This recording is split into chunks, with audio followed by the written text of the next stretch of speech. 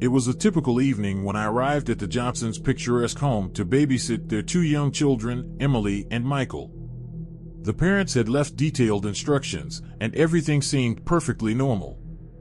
The kids were well behaved, and our evening was filled with games, stories, and laughter.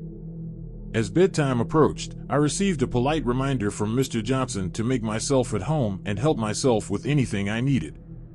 Feeling comfortable, I decided to explore the living room. Amidst the family photos displayed on the mantelpiece, I noticed an unusual leather-bound book hidden behind some framed pictures. It was old, its pages yellowed with age. Curiosity got the better of me, and I gently retrieved the book from its hiding place. I opened it, and to my shock, a collection of horrifying photographs lay within. They depicted different babysitters, young women like myself, each with an eerie title beneath their picture, such as the Babysitter 1, Babysitter 2, and so on. The chilling part was that all the pictures showed these women in distress, with bloodstains and looks of terror on their faces. My heart raced, and I felt a cold shiver run down my spine. I had stumbled upon something that was beyond unsettling.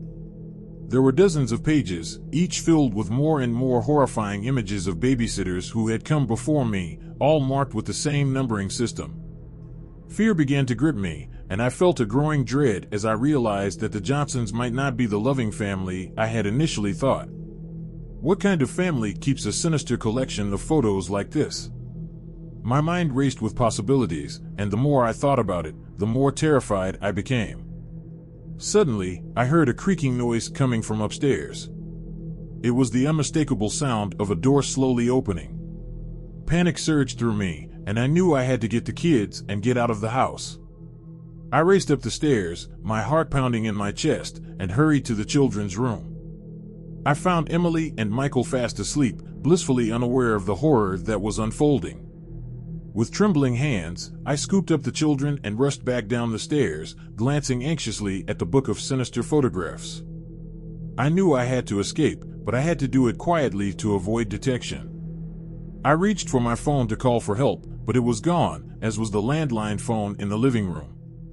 Desperation set in as I realized that I was trapped in a house with a disturbing secret, and I had no way to reach the outside world. I had to make a run for it, no matter the cost. Clutching the children tightly, I made my way to the front door, praying that it would be unlocked. With bated breath, I turned the doorknob and slowly pulled the door open. To my relief, it swung open without a sound, and I slipped outside into the night, my heart racing as I carried Emily and Michael with me. The darkness was oppressive, and I knew I had to get the children to safety. As I reached the sidewalk, I glanced back at the Johnsons' house. In the upstairs window, I saw a figure watching us, their eyes reflecting the pale moonlight. I couldn't see their face, but I could feel their malevolent gaze on us. I hurriedly made my way to the nearest neighbor's house and banged on their door, desperately pleading for help. They called the police, who arrived promptly to investigate the Johnsons' home. What they found inside was a horrifying secret that sent shockwaves through the community. It turned out that the Johnsons had been systematically luring babysitters into their homes and subjecting them to unspeakable horrors, capturing each one in a photograph to add to their sinister collection. I shuddered to think about the fate that could have befallen me and the children if I hadn't discovered their secret in time. It was a chilling reminder that evil could be hiding behind the facade of a seemingly ordinary family. As I sat in the safety of the neighbor's home, I couldn't erase the images of those terrifying photographs from my mind. The babysitters who had come before me, their faces frozen in terror, served as a haunting testament to the evil that can lurk beneath the surface, waiting to reveal itself and send shivers down your spine.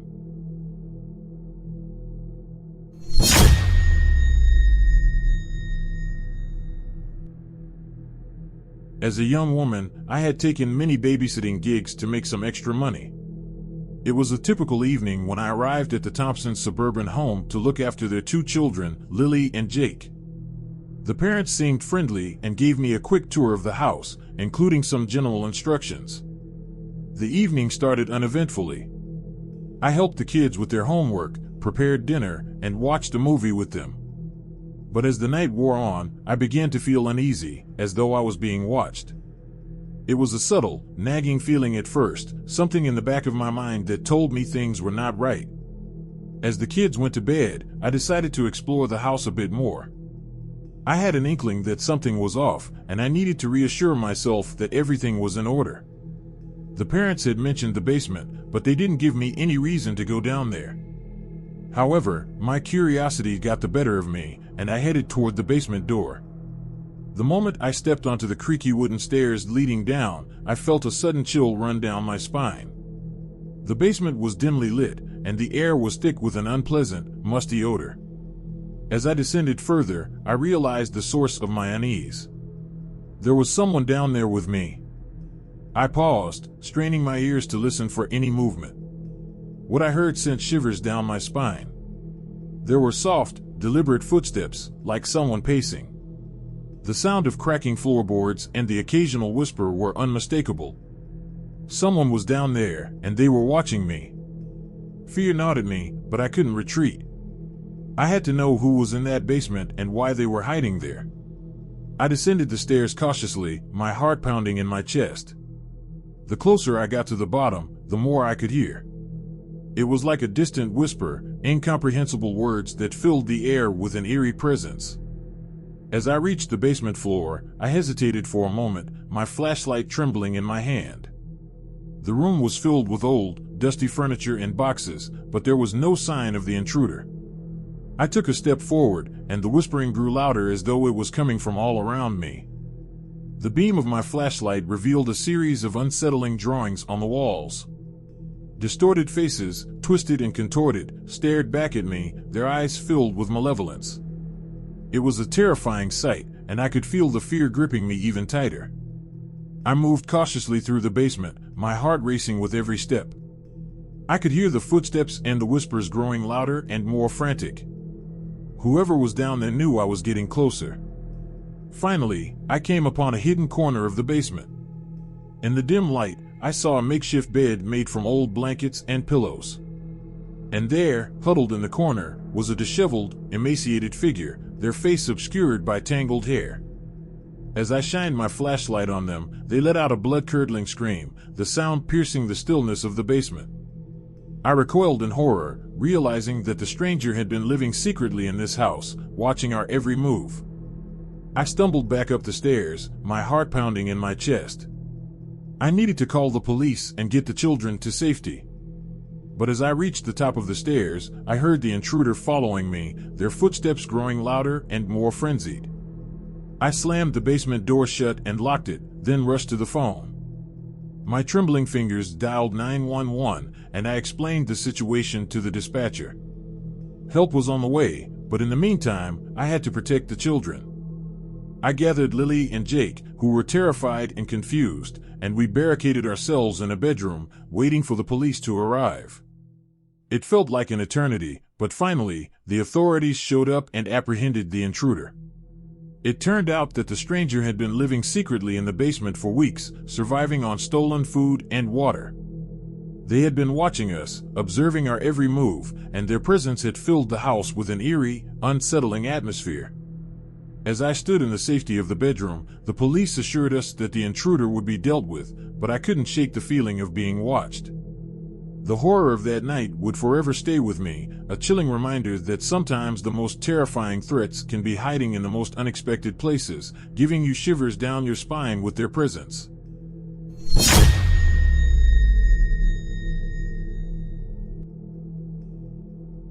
My life had always revolved around work. As a single father, my job demanded long hours and constant attention, leaving me with little time to care for my two young children, Mia and Lucas. Desperate for help, I decided to hire a babysitter to ease the burden. The young woman who answered my ad seemed perfectly normal at first. Her name was Sarah, and she was cheerful, responsible, and appeared genuinely caring. She quickly bonded with Mia and Lucas, and they grew fond of her. The arrangement began smoothly, and I felt a sense of relief knowing my children were in good hands. But as the days passed, I started to notice strange things about Sarah that sent shivers down my spine. She began refusing to leave the house after her shift was over, claiming she wanted to make sure the children were comfortable and happy. At first, I considered its dedication to her job. But it soon became clear that her attachment to my children was far from typical.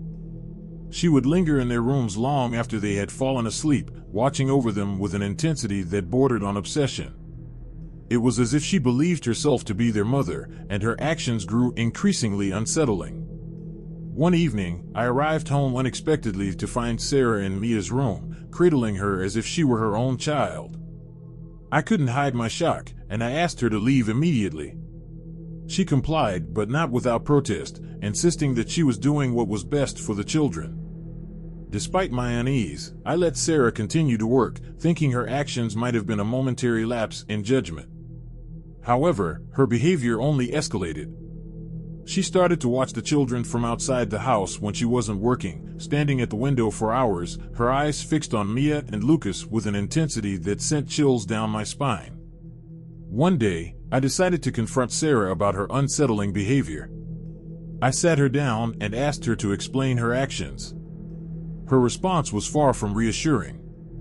She claimed that she felt a deep, inexplicable connection with Mia and Lucas and that she couldn't bear to be away from them. I knew something was seriously wrong. It was clear that Sarah's attachment to my children had crossed into a dangerous territory, and I had to protect them. I decided to terminate her employment, and I asked her to leave the house for good. Sarah's reaction was unexpected and chilling. She began to scream, insisting that she was the children's true mother and that she would do anything to keep them with her. I realized I was dealing with a woman who was not only obsessed but dangerously unstable. As I tried to usher her out of the house, Sarah became physically aggressive, scratching and clawing at me as if possessed by a manic desperation. It took all my strength to finally force her out and lock the door behind her. But my ordeal was far from over. In the days that followed, Sarah's obsession with Mia and Lucas took a more sinister turn. She began sending threatening messages, promising to take my children away and do whatever it took to keep them under her control. I knew I had to act swiftly to protect my children from this deranged woman. I sought a restraining order and contacted the authorities, who launched an investigation into Sarah's actions.